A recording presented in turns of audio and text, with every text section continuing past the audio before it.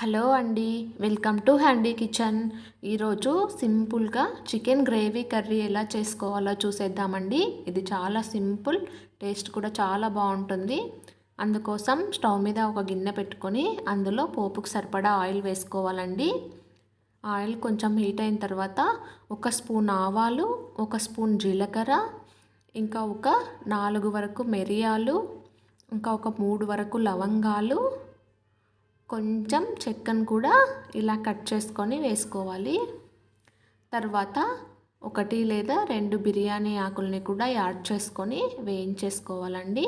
ఇవి లైట్గా వేగిన తర్వాత ఒక మీడియం సైజు ఆనియన్ 2 తీసుకొని ఇలా చిన్నగా కట్ చేసుకొని వేసుకోవాలి. తర్వాత కొంచెం కరివేపాకు కూడా వేసుకొని వేయించేసుకోవాలండి. ఇవి లైట్గా కలర్ చేంజ్ అయిన తర్వాత ఫ్రెష్గా దంచి పెట్టుకున్న అల్లం వెల్లుల్లి పేస్ట్ కూడా వేసుకొని వేయించేసుకోవాలి. ఇది జస్ట్ పచ్చివాసన పోయే వరకు వేయించుకుంటే చాలండి.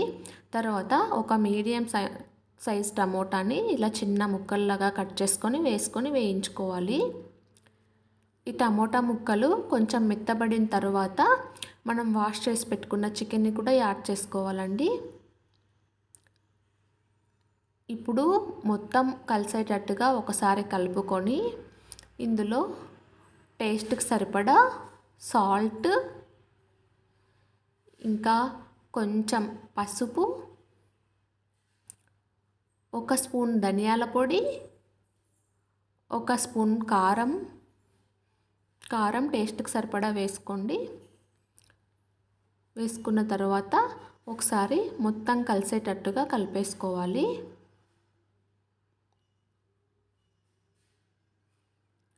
ఇలా కలుపుకోవడం వల్ల ఉప్పు కారం ముక్కలకి పడతాయండి.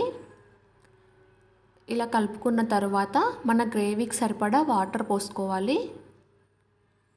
కొంచెం ఎక్కువ గ్రేవీ కావాలనుకుంటే కొంచెం ఎక్కువ వాటర్ పోసుకోండి. తర్వాత ఒకసారి మళ్ళీ మొత్తం మిక్స్ అయ్యేటట్టుగా కలిపేసుకొని ఇప్పుడు ఉప్పు కారం కరెక్ట్గా సరిపోయాయో లేదో ఒకసారి చెక్ చేసుకొని మూత పెట్టేసి ఒక 15 to 20 మినిట్స్ పాటు మీడియం ఫ్లేమ్ మీద ఉడికించుకోవాలండి.